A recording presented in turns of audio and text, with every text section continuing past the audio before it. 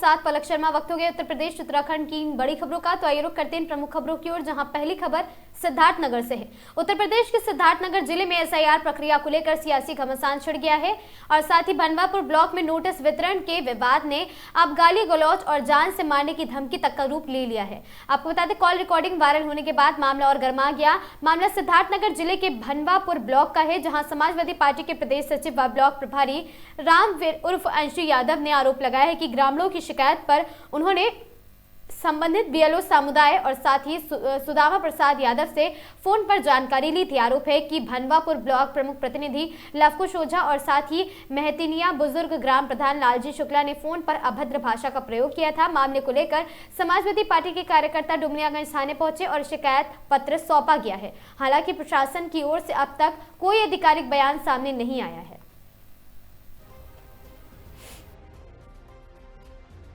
ओझा द्वारा इंजीनियर रामफेर यादव को अपशब्द कहे जाने का एक ऑडियो वायरल हो रहा है, क्या है पूरा मामला? मामला ये है कि भारतीय जनता पार्टी के नेता अपनी हार मान के बौखला गए। ये आज ये 15-20 दिन से समाजवादी पार्टी के राष्ट्रीय नेतृत्व के निर्देश पर समाजवादी पार्टी के प्रदेश सचिव, जिला सचिव, बूथ प्रभारी, एमएलए, एमपी, एक्स एमएलए पूरे प्रदेश के अपने अपने क्षेत्रों में एसआईआर के लिए मेहनत कर रहे हैं कि गलत फार्म ना बटने पाए। एसआईआर में पहले तो उत्तर प्रदेश सरकार चाहती थी कि एसआईआर हो गया तो हम लोग किला फतेह हो जाएगा। एसआईआर पर उनका यह मानना था कि सपा विपक्ष से, खासकर सपा और कांग्रेस हो हल्ला करेगी, तो भाजपा ये चाहती थी कि हल्ला करेंगे क्योंकि मुसलमानों की राजनीति कर रही है समाजवादी पार्टी। हम लोगों ने एसआईआर स्वीकार किया नेतृत्व ने, और उसको हम लोगों ने जगह जगह बिहार से सीख लेकर जगह जगह बूथों पर सबकी ड्यूटी लगाई। उसी क्रम में हमने अपने जनपद सिद्धार्थनगर में सभी बूथ प्रभारियों और सभी नेताओं को अपने लगाया कि अपने अपने क्षेत्रों में एसआईआर की ड्यूटी दें। कोई सूचना हो तो संबंधित क्षेत्र के नेताओं को दें, एमएलए को दें। इससे एसआईआर से बौखला गए। फिर ये फॉर्म 6 दूसरे चरण में, एसआईआर के दूसरे चरण में फॉर्म 6-7 पर हम लोगों की निगाह थी कि कोई गलत आदमी फॉर्म ना भरने पावे। हम लोगों को लगातार ये कार्य जिले भर में देखने लगे। मुझे इटावा विधानसभा में ज्यादा सूचना मिली कि गड़बड़ हो रहा है। मैंने अपने बूथ प्रभारियों से पीएलए जो समाजवादी पार्टी के, उनकी ड्यूटी लगाई और हमारे सभी कार्यकर्ताओं ने उसको उजागर किया। इसी घटना में इटावा में भी मैंने एक गांव में मैं गया, वहां गए तो कई गांव में फॉर्म 7 फर्जी भरा गया था। उसकी मैंने एक जगह रिकॉर्डिंग भी कराई पूरा निकाल के, और रिकॉर्डिंग में हमने लोकतांत्रिक तरीका अपनाया, संवैधानिक तरीका अपनाया। हमने नायब तहसीलदार के सामने, यशो के सामने हमने निकाल के फोटोग्राफी कराई और हुआ। उसमें इटवा में देख रहे हैं क्या हुआ। इसी तरह ये पूर्व मंत्री ने क्या क्या बयान दिया, हमारे खिलाफ फर्जी मुकदमा लिखाने की प्रयास चल रहा है भारतीय जनता पार्टी सरकार की तरफ। लेकिन समाजवादी पार्टी को मुकदमा से कोई घबराहट नहीं है। मुकदमा तो समाजवादियों का गहना है। इसी क्रम में आज या कई दिनों से रामफेर अंशु हर बूथों पर अपने कार्यकर्ताओं के साथ लगे। यहाँ से विधायक भी लगे, सब लोग लगे कार्यकर्ता। लेकिन जब इनका चारा नहीं चला तो ये फर्जी मनगढ़ंत समाजवादी कार्यकर्ताओं को धमकाने के लिए ये षड्यंत्र किए।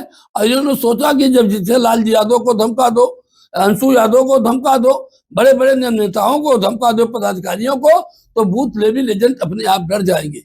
इसी क्रम में आज अंशु यादव के साथ ये घटना हुई और अभद्र गालियां दी गई और उनसे जान से मारने का धमकी भी दिया गया है और उनको चैलेंज किया गया कि तुम घर पर आओ। हमारा मानना, हम लोकतांत्रिक तरीके से, संवैधानिक तरीके से हम उसका विरोध करेंगे। लेकिन अगर वो अराजकता करेंगे तो हमारा खून में पानी, हमारे शरीर में पानी नहीं है, खून है। और हम लोग तो आजादी से, अब हम लोग तो यादव समाज खासकर सभी जमींदारों की सुरक्षा करता था, सिरवारी करता था, सबकी सुरक्षा करता था। आज हम लोग अपनी सुरक्षा स्वयं कर लेंगे। अब बड़ी बड़ी सरकारें हम लोगों ने देखा, समाजवादियों ने इंदिरा गांधी की बड़ी बड़ी तानाशाही देखा, हम लोगों ने इमरजेंसी देखा, हमारे नेताओं ने झेला जेलों में जाके। लेकिन हम लोग तो ये जानते हैं कि ये अंग्रेजों से हम लोग कैसे आजाद हिंदुस्तान बनाए। 6 महीना महात्मा गांधी जेल रहे, जवाहरलाल नेहरू जेल रहे, और उसके बाद आजादी मिला।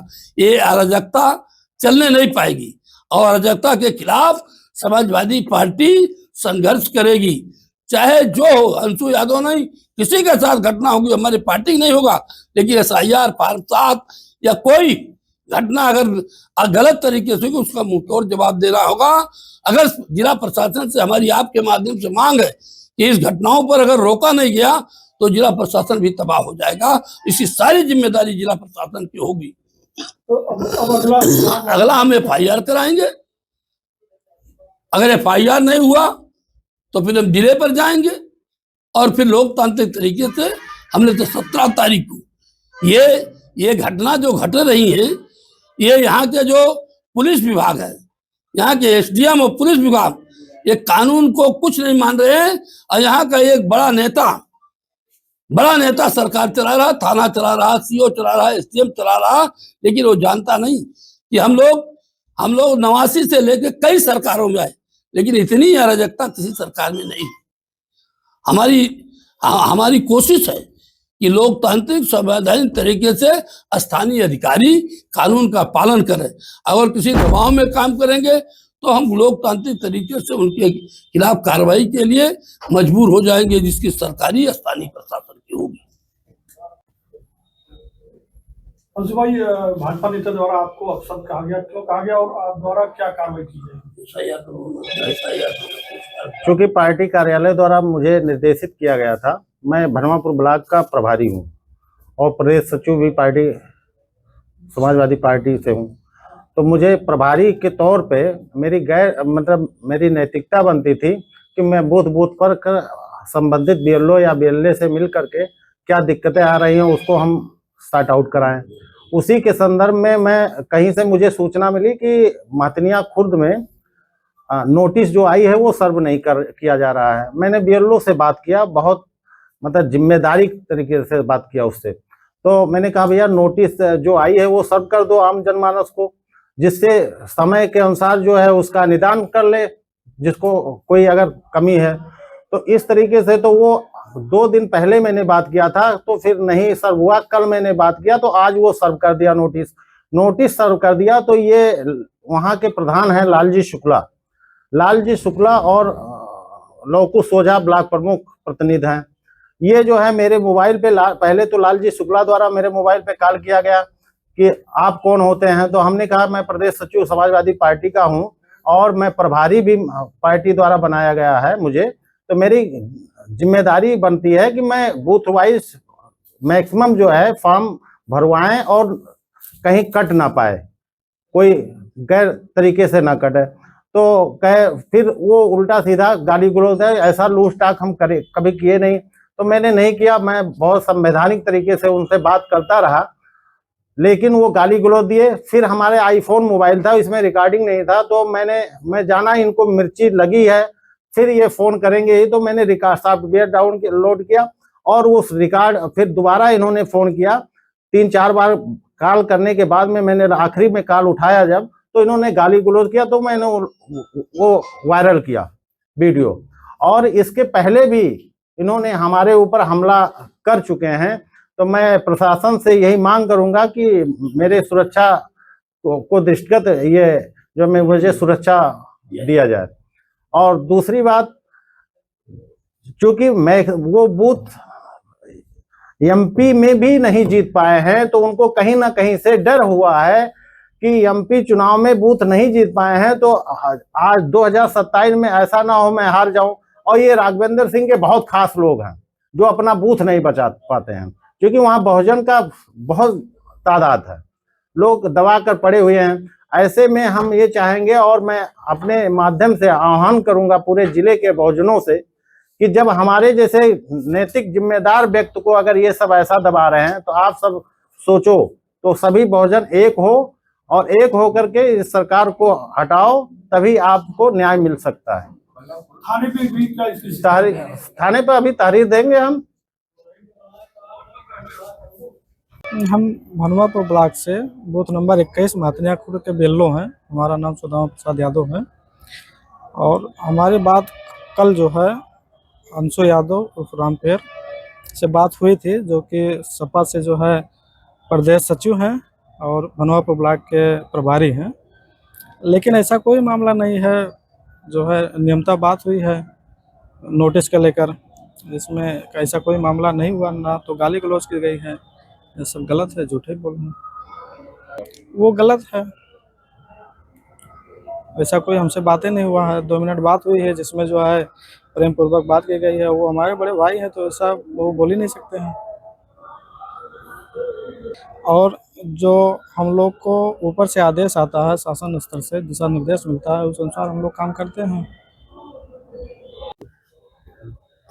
जी सर, हमारा नाम अशोक यादव है, ग्राम मातनिया खुर्द, पोस्ट भनवापुर, बूथ संख्या 21, जिसमें हम लोग का SIR वाला मामला है।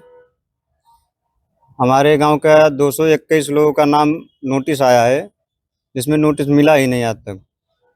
जब जाओ जब बोल रहे हैं हमारे ऊपर इधर के नेताओं का दबाव है, भाजपा नेताओं का दबाव है, उसमें हम कुछ नहीं कर सकते। सामने से मिलो तो कुछ नहीं होता है हम लोगों का।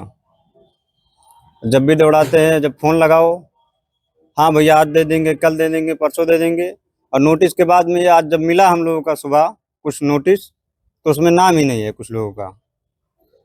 अब हम लोग बताओ कहाँ से कहाँ जाएं, किस प्रशासन के पास जाएं।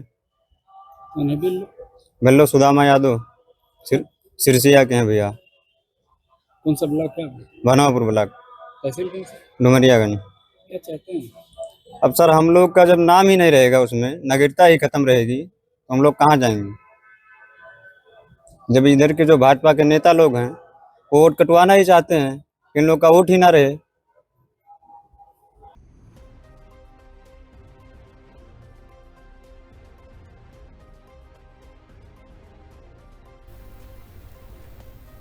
हरदोई जनपद में कानून व्यवस्था की स्थिति पर गंभीर सवाल खड़े हो गए हैं। बीते 3 दिनों में 5 हत्याओं की घटनाओं ने जिले में दहला दिया जिले को, और साथ ही दिन दहाड़े लूट और घरों में डकैती की वारदातें लगातार आम हो रही हैं, जिससे आम जनमानस में भय और आक्रोश का माहौल व्याप्त है। इसी कड़ी में पाली थाना क्षेत्र के मुड़रामऊ गांव की घटना प्रशासनिक तंत्र को झकझोर देती है। गाँव निवासी विजय प्रताप 35 वर्षीय, जो एक डिप्टी कमिश्नर के छोटे भाई बताए जाते हैं, शनिवार भोर अपने ही घर के आंगन में रक्त रंजित अवस्था में मिले हैं। पेट पर धारदार हथियार से इतना भीषण वार किया गया था कि आते बाहर आ गई थी और गंभीर अवस्था में उन्हें अस्पताल ले जाया गया है। जनता पूछ रही है कि अपराध एवं नियंत्रण की रीति प्रभावी है या क्या गश्त और साथ ही खुफिया तंत्र मजबूत हैं। अब निगाहें प्रशासनिक कार्रवाई पर टिकी हैं। मृतक की वृद्ध मां ने गांव के कुछ लोगों पर हत्या के इरादे से हमला करने का आरोप लगाया है। पुलिस जांच में शुरू कर दी गई है, किंतु लगातार हो रही घटनाएं ये दर्शाती हैं कि अपराधियों के मन में कानून का भय समाप्त हो चुका है।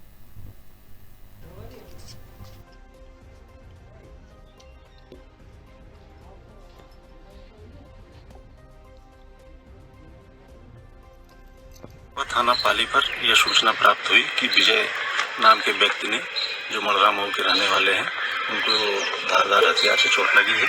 इस सूचना पर तत्काल पुलिस उनको अस्पताल ले गई और तारीख प्राप्त कर अभियोग पंजीकृत किया गया। उचित उपचार के लिए जिला अस्पताल भेजा गया, जहां पर विजय की मृत्यु हो गई। पुलिस द्वारा अभियुक्त जो नेम्ड किए गए हैं उनमें एक को हिरासत में लेकर पूछताछ की जा रही है। घटना की विस्तृत जांच की जा रही है। फॉरेंसिक टीम द्वारा भी घटना का विजिट किया गया है और साक्ष्य इकट्ठा किए गए हैं। मथुरा ब्रज तीर्थ विकास परिषद के सभागार में कैबिनेट मंत्री चौधरी लक्ष्मी नारायण की अध्यक्षता में एक बैठक आहूत की गई है। यह अहम बैठक आने वाले होली के त्योहार को लेकर की गई है और बैठक के बारे में जानकारी देते हुए चौधरी लक्ष्मी नारायण कैबिनेट मंत्री ने बताया कि होली की तैयारी को लेकर विभिन्न विभाग के अधिकारियों को दिशा निर्देश दिए गए हैं, जिसमें साफ सफाई, ट्रैफिक व्यवस्था, पानी की व्यवस्था तथा होली के उत्सव में करीब 135 रोडवेज बस वाले यात्रियों को किसी प्रकार की कोई भी असुविधा ना करना पड़े। वहीं बैठक में कमिश्नर, डीआईजी, जिलाधिकारी मथुरा और एसएसपी, एसडीएम और साथ ही एडीएम आदि लोग उपस्थित रहे।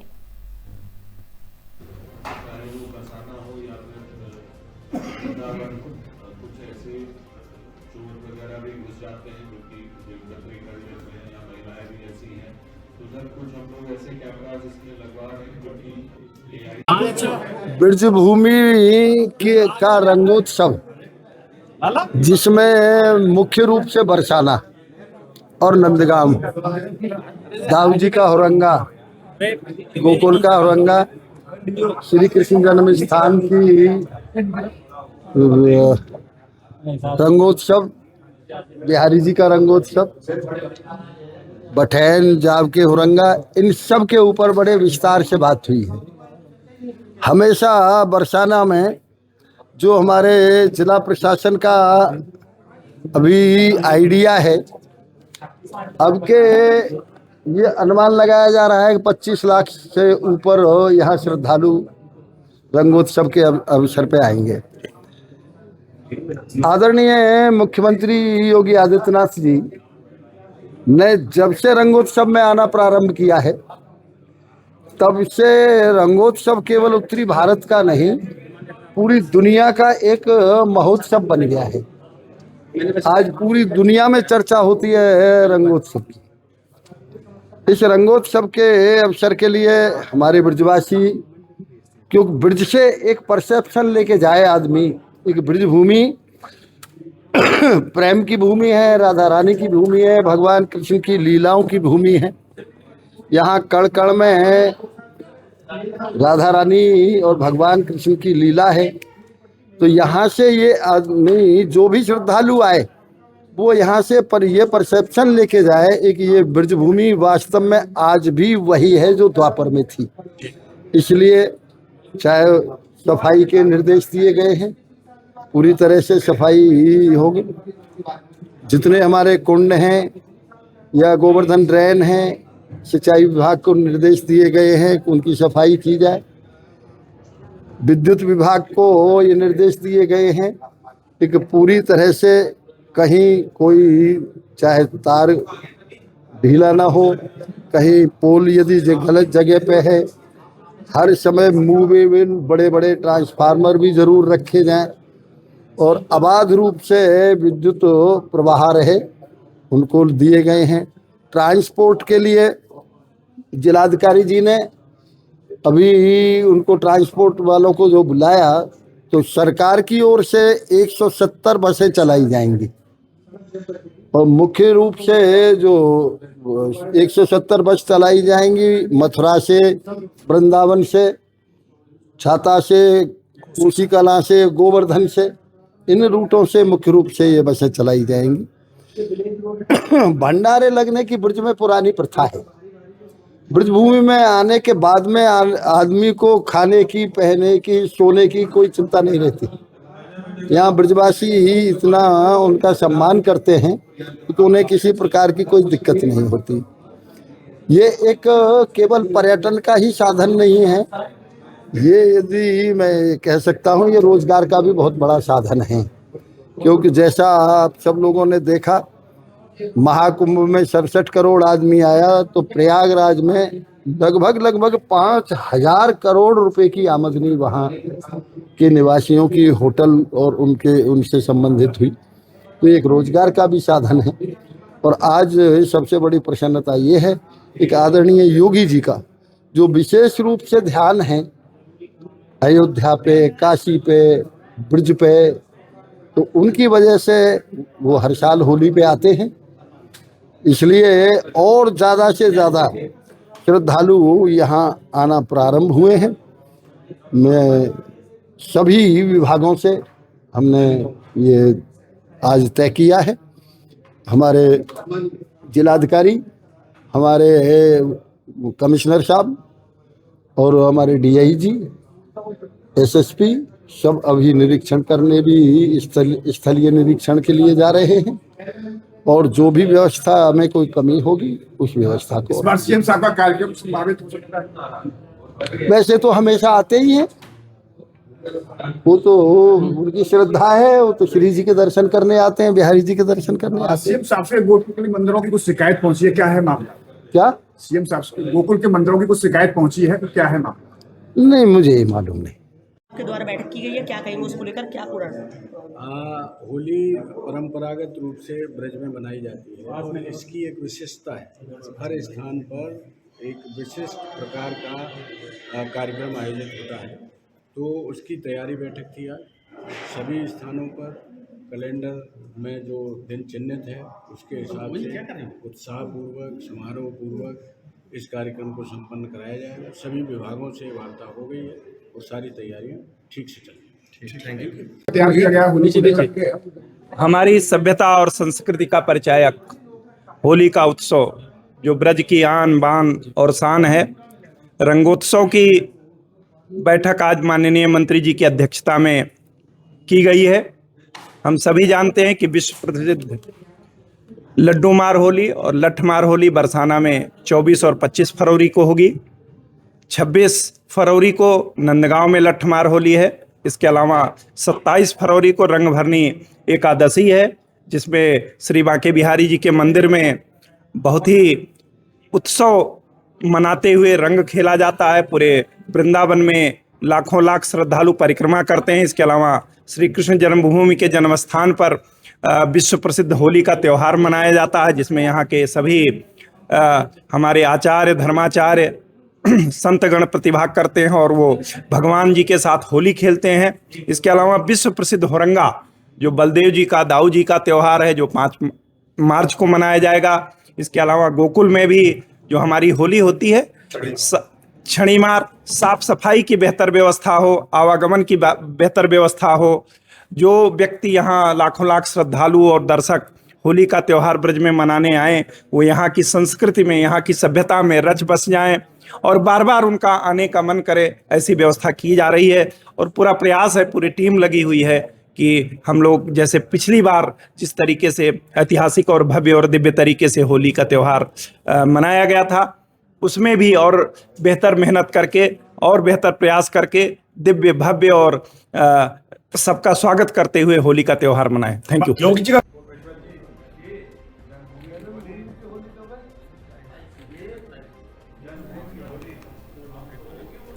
खबर बदायूं से है, जहां 42वीं क्रीड़ा प्रतियोगिता में कुल 143 अंकों के साथ कादर चौक ने जीती है और साथ ही ऑल ओवर चैंपियनशिप वहीं 75 अंक प्राप्त उप विजेता रहा उजानी।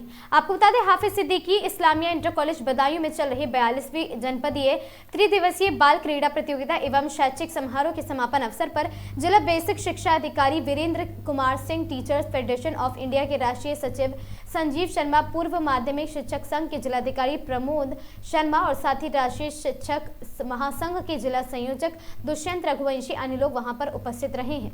और साथ ही विद्यालय असरासी कादर चौक की छात्राओं द्वारा द्रौपदी चीरहरण एवं एक सुंदर नाटक प्रस्तुति की गई है।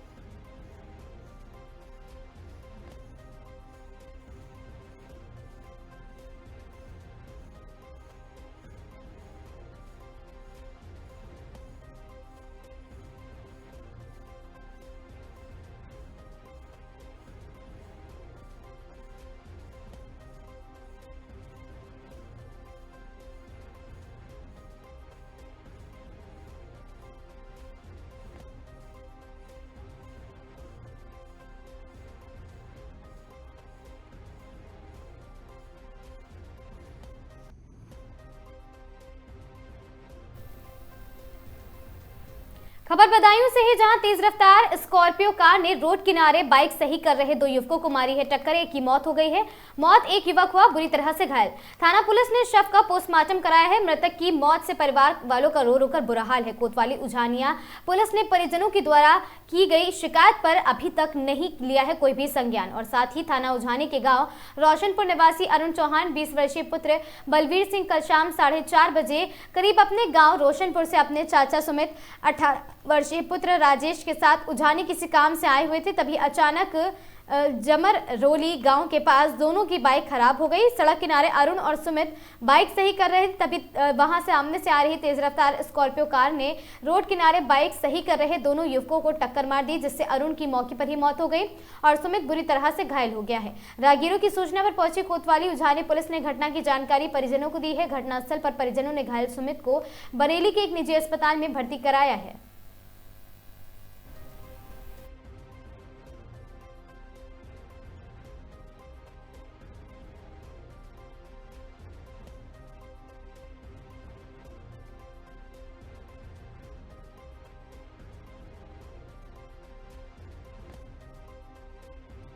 मेरा रोहतास सिंह, पूर्व प्रधान। कहाँ के रहने वाले हो? मजरौलिया कुर्मियाल। तो क्या घटना हुई है? ये घटना मोटरसाइकिल वहाँ पर ख़राब हो गई थी जमरौली के पास में। तो घर से जमरौली के पास में ख़राब हो गई थी। तो वहाँ पर जो है इन बच्चों को लेने के लिए भेजा था मोटरसाइकिल के लिए। उसमें ये कुछ सही कर रहे थे साइड में खड़े होके। उधर से बोलेरो या स्कॉर्पियो जो गाड़ी थी वो एकदम आई, उन्होंने इसे मारी टक्कर और रौंदते हुए चले गए। इसमें एक बच्चा तो कंडोलेंस हो ही गई और एक बरेली सिद्धिविनायक में भर्ती है, उसकी भी स्थिति ऐसी बनी हुई है। गाड़ी पकड़ गई क्या? गाड़ी अभी नहीं पकड़ी गई है। अब उसके प्रयास है, हम ये इसमें लगे हुए हैं, पोस्टमार्टम वगैरह हो जाए तब उसकी छानबीन करके, और वो तहरीर में नाम तो दे दिया है। जानकारी गाड़ी कहाँ की है? जानकारी पुष्कमाई गाड़ी है। कौन चला रहा था गाड़ी? है गाड़ी चालक कौन चला रहा था? संजीव नाम का जो लड़का है वो उस गाड़ी को चला रहा था। कहाँ के संजीव जाने वाली? पुष्कमा के ही होंगे वो, तो इतनी तो जानकारी हमने नहीं ली है। मतलब ये चला रहे थे, ये जानकारी वहाँ पे मिल गई कि जो लोग राजवीर और जो हमारे गांव के जो मस्जिद लोग हैं और राजू, ये पीछे से वहाँ पर पहुँच गए थे ना, वहीं पर मौके पर। अच्छा, तहरीर दे दी आपने? हाँ, तहरीर दे दी। कुछ कार्रवाई कर रही है पुलिस? नहीं कार्रवाई अब करेगी। अभी हमने उसमें पहुँच भी नहीं पाए हैं अभी पूरी बात, क्योंकि यहाँ से पोस्टमार्टम हो जाए, पहले दाह संस्कार हो जाए, सब लोग परेशान है, उसके बाद में फिर। आप पूर्व प्रधान हो? हाँ जी जी। के साथ क्या घटना हुई है, क्या है पूरा? हमारा भतीजा और छोटा भाई यहाँ से उजानी जा रहे थे, उनकी बाइक हो गई थी खराब। तो वो रोड के साइड में खड़े हुए थे, तो उधर से सामने से आ रही उजानी की तरफ से तेज स्कॉर्पियो, ठीक है, उन्होंने उसको सामने से टक्कर मारी, जिसमें मेरा जो भतीजा है ऑन द स्पॉट एक्सपायर हो गया और जो छोटा भाई है उसको बरेली रेफर कर दिया मेडिकल कॉलेज से। उसकी हालत सीरियस है, बरेली वो उसमें सिद्धिविनायक में एडमिट है। और अभी तक हमने पुलिस को गाड़ी का नंबर और एड्रेस और गाड़ी मालिक का नाम पता सब दे दिया है। तो अभी तक ना तो गाड़ी जब्त हुई है न ड्राइवर। शिकायती पत्र कब दिया था? शिकायती पत्र हमने कल शाम को दिया था, 13 तारीख को। अभी तक कोई कार्रवाई? अभी तक कोई कार्रवाई नहीं। क्या चाह रहे हो आप? हम ये चाह रहे हैं उनके खिलाफ सख्त कार्रवाई हो और हमें इंसाफ मिले। पुलिस क्या कह रही है? पुलिस कह रही है हम कार्रवाई कर रहे हैं, लेकिन अभी हमारी नज़र में कोई कार्रवाई नहीं हुई। अच्छा, सुनने में आ रहा है क्या कोई पहले इनका कोई विवाद भी हुआ था क्या? पहले शायद इनका विवाद हुआ था कुछ खाने को पीने को लेकर चौराहे पे। अच्छा, हाँ। क्या लगता है आपको उसी के रंजिशन? मुझे भी यही आ रहा है, उसकी रंजिशन है, क्योंकि खड़ी बाइक में टक्कर मारने का कोई मतलब नहीं। वो भी रोड से 2 फीट नीचे थी और आसपास के लोगों ने भी बताया था ये लोग खड़े हुए थे और गाड़ी स्कॉर्पियो से आए थे ये लोग, और ये ड्रिंक की हुई। गाड़ी कहाँ की है? गाड़ी पुष्कमा की। क्या नाम है जिनकी गाड़ी है? उनका नाम है शायद संजीव नाम है।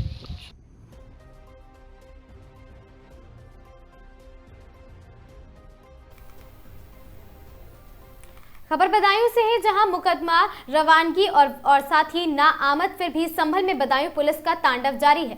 मुकदमा रवानगी और नाआमद फिर भी संभल में बदायूं पुलिस का तांडव। संभल के बनियाठेर वावई निवासी अनीस ने दर्ज शिकायत 10 जनवरी संभल के बनियाठेर वावई में एक घर पुलिस का तांडव है। आपको बता दें, पीड़ित ने शिकायत संग सीसीटीवी फुटेज पुलिस अधिकारियों को सौंपे हैं। अपर पुलिस महानिदेशक बरेली जोन ने मामले की शिकायत की गई है और साथ ही फैजगंज व बनियाठेर थोड़ी ही थानों की जीडी जांच कराने से अनीस ने मांग की है। अधिकारियों के संज्ञान बाद पूरे मामले की जांच सीओ बिसौली को सौंपी गई।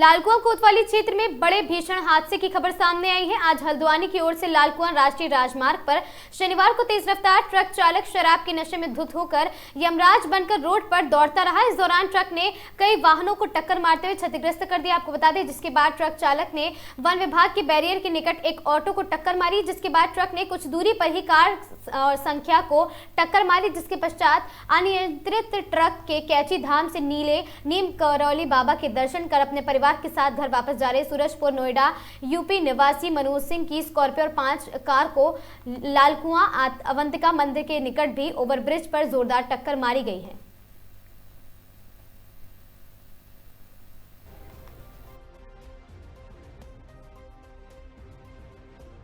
तो यही शासन प्रशासन से पूरा निवेदन करें, ओवरलोड गाड़ियों को शहर में ना घुसने दिया जाए, क्योंकि हमारा शहर बहुत कंजेस्टेड है। और देखिए पीछे से वो गाड़ी को मारते हुए आ रहा है और बहुत बुरी स्थिति में है ये। यही निवेदन करना चाहेंगे कि, और पीछे भी मैं अभी सुनने में आ रहा है कि ये गाड़ी वाला 2 और को ठोक के आया है पीछे से, हल्दी चौड़ के पास से 3 गाड़ियों को ठोक के आया है, जिसमें एक हमारे सावन जी है, इनकी गाड़ी को भी ठोक के आया है। क्या आरटीओ प्रशासन से इनसे बात करें कुछ? जी बिल्कुल, इस संबंध में बात करेंगे, पुनः बात करेंगे। और कुछ दिन में अभी जनजन की सरकार जनजन के द्वारा कार्यक्रम है, उसमें इस बात को रखेंगे हम लोग कि किस तरह शहर को सुरक्षित बनाया जा सके। धन्यवाद। पूरा बड़े भाई, मैं लातू चौपर का आता है, गोमती के आवाज पाल से निकला हुआ है, शायद कंफर्म नहीं किया था, लेकिन पाल की तरफ से आ रहा था, ये रॉन्ग साइड आता। ये इतनी गंदी तरीके से आया, इसने पहले मैं बचा इसके हाथ से, दूसरी बार इसने वहाँ ठुका है छोटा हाथी जो मैजिक चलता है, मैजिक वो ठोका, उसके लाइन से ठोकते हुए आ रहा है। 112 ने फोन किया, 112 के बाद इनको पुलिस ने यहाँ पकड़ लिया है। यहाँ इन्होंने गाड़ी मार रखी है यहाँ पे। देखिए बड़े भाई, सब कुछ सही है, लेकिन अगर आपको ठीक है नशा है तो आप गाड़ी रोक लीजिए। आप ये थोड़ी आप लोगों को मार देंगे। अगर मैं 112 फोन नहीं करता, पुलिस वाले नहीं आते यहाँ पे, आप तो कोई लालकुआं निपटा दो जाते लोगों को। तो फुल सेट है यहाँ पे है। निकल था खड़े, तो उसने मुझे ढूंढने की कोशिश की, मैं हट गया।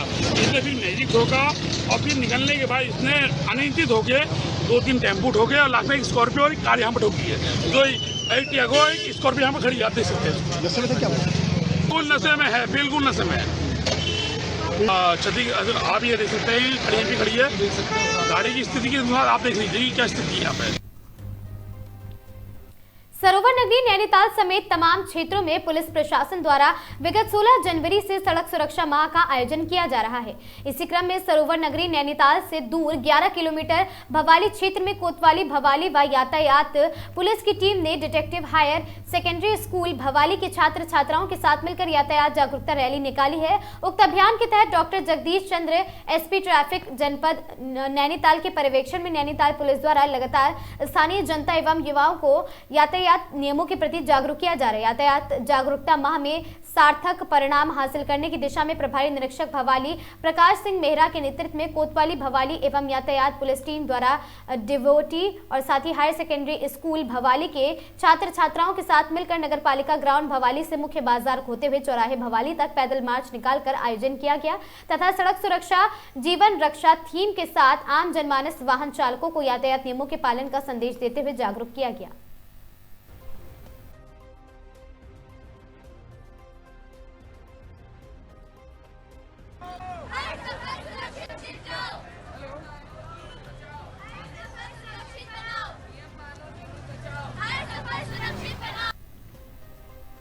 खबर देहरादून से है, जहां पर सैनिक कल्याण मंत्री गणेश जोशी ने पुलवामा आतंकी हमले की 7वीं बरसी पर सैनिक कल्याण निदेशालय में आयोजित श्रद्धांजलि कार्यक्रम में प्रतिभाग किया है। इस दौरान उन्होंने वीर शहीदों को नमन करते हुए पुष्प चक्र अर्पित कर श्रद्धांजलि दी। सैनिक कल्याण मंत्री गणेश जोशी ने अपने संबोधन में कहा कि 14 फरवरी 2019 को जम्मू कश्मीर की पुलवामा में हुए आतंकी हमले में देश ने अपने 40 वीर जवानों को खोया है, जिसकी पीड़ा आज भी प्रत्येक भारतीय के हृदय में जीवित है। उन्होंने कहा कि देश अपने वीर शहीदों के बलिदान को कभी नहीं भूल पाएगा। उन्होंने केंद्र और साथ ही केंद्र सरकार नरेंद्र मोदी का आभार व्यक्त करते हुए कहा कि पुलवामा हमले के बाद भारत ने आतंकवाद के खिलाफ कड़ा रुख अपनाया है और 26 फरवरी 2019 को भारतीय वायुसेना ने पाकिस्तान के बालाकोट में घुसकर आतंकी ठिकानों को नष्ट भी किया था। और उन्होंने बताया कि पुलवामा हमले में शहीद हुए 40 जवानों में उत्तराखंड के 2 वीर सपूत भी शामिल थे।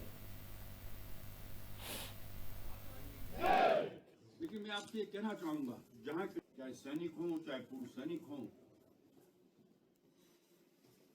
चाहे आम नागरिक हो, इस हमले के बाद तुरंत सर्जिकल स्ट्राइक कर उसका बदला हमारी भारत की सेना ने लिया।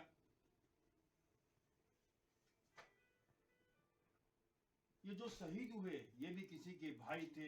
आज पुलवामा कांड की 7वीं जयंती है। आज ही के दिन हमारे 40 निहत्थे जवान जो छुट्टी काट कर जा रहे थे उस पर एक कायराना हमला आतंकवादियों ने किया। जो 40 जवान शहीद हुए उसमें 2 जवान उत्तराखंड के भी थे। आज उन शहीदों को नमन करने के लिए हम लोग यहाँ पर एकत्रित हुए हैं। शहीदों का सम्मान करना हर देशवासी का कर्तव्य है और चाहे हर देशवासी को, देखिए हम किसी शहीद को वापस नहीं ला सकते, लेकिन ये सम्मान देने के बाद, ये नमन कार्यक्रम के बाद उनके परिवार वालों को लगता है कि आज पूरा देश उनके साथ खड़ा है, उनका बलिदान खाली नहीं गया है। इस अवसर पर एक बार मैं उन शहीदों को नमन करता हूं, प्रणाम करता हूं जिन्होंने देश के लिए अपने प्राणों की आहुति दी। और अभी कि बहुत शॉर्ट नोटिस पर यह कार्यक्रम हुआ और काफ़ी मात्रा में सैनिक अन्य लोग यहाँ पर आए, उनका भी आभार।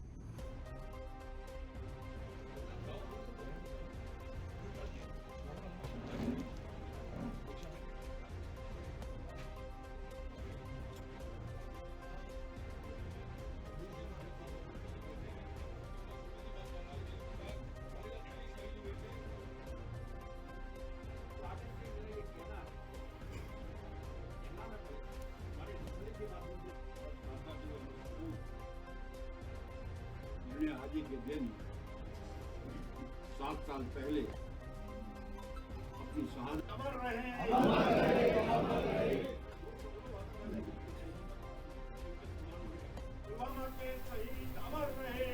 ऋषिकेश के गंगानगर में भारद्वाज मेमोरियल ट्रस्ट का 14वां स्थापना दिवस धूमधाम से मनाया गया और मौके पर मुख्य अतिथि पूर्व कैबिनेट मंत्री प्रेमचंद अग्रवाल, शंभू पासवान और भाजपा नेता संदीप गुप्ता मौजूद रहे पहुंचे हैं। उन्होंने दीप प्रज्वलित कर कार्यक्रम का शुभारंभ किया। इस दौरान स्कूल में पढ़ने वाले जरूरतमंद 60 छात्राओं को शिक्षण सामग्री दी गई। इसके अलावा किडनी की बीमारी से पीड़ित शिवेंद्र मनवाल और साथ ही लीवर की बीमारी से ग्रसित तरुण भारती को ट्रस्ट की ओर से 11,11 हजार का एवं लकवा की बीमारी से परेशान बुजुर्ग विमल भट्ट को दवाइयां खरीदने के लिए 5,000 की राशि का चेक दिया गया है।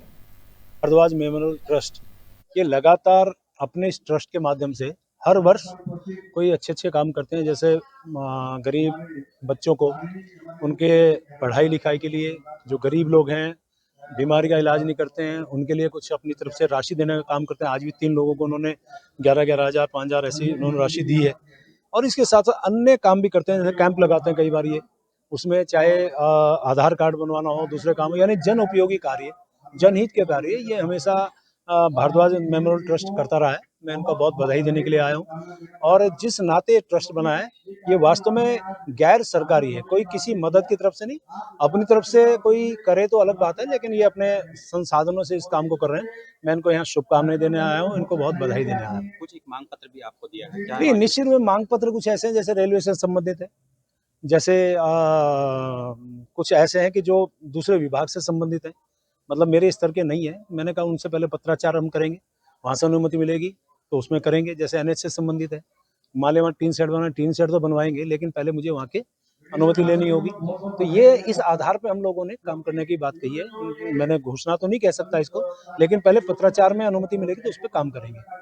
आज 14 फरवरी है, युवा वर्ग जो है वो वैलेंटाइन डे मनाने में जुटा है, जबकि यहाँ पे आपने पुलवामा में जो अपने शहीद हुए उनकी बात कही। क्या संदेश देना चाहेंगे उनको कि आज हमें किस प्रकार से जागृत होने की जरूरत है, जो पाश्चात्य संस्कृति हमारी भारतीय संस्कृति पर हावी ना हो?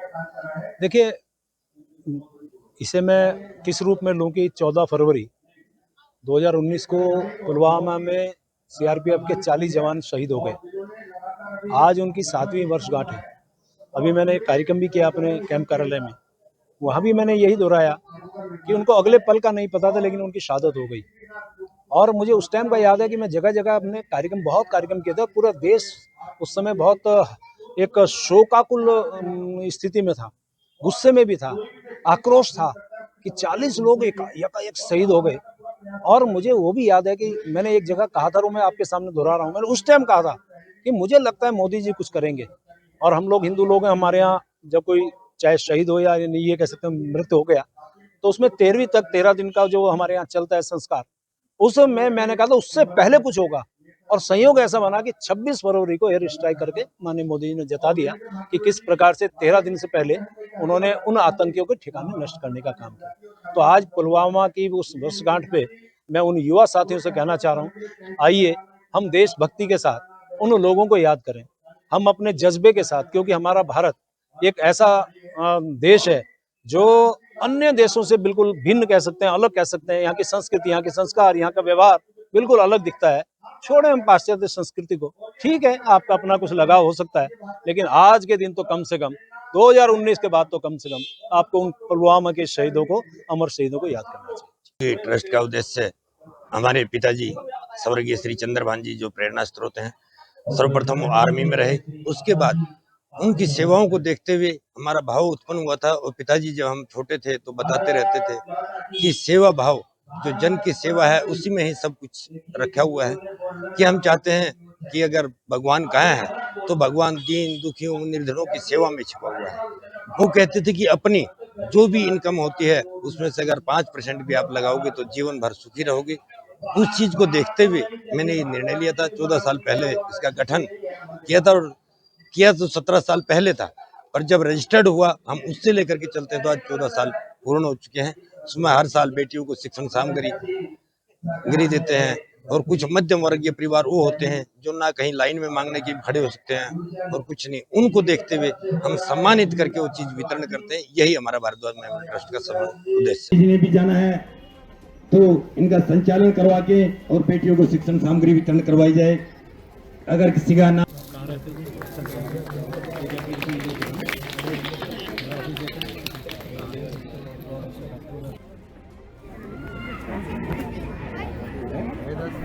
सबके सामने कह रहा हूं। उत्तर प्रदेश उत्तराखंड की इन तमाम खबरों में आज के लिए बस इतना ही। ऐसी खबरों से लगातार जुड़े रहने के लिए बने रहें हमारे साथ और देखते रहें आगाज टाइम्स।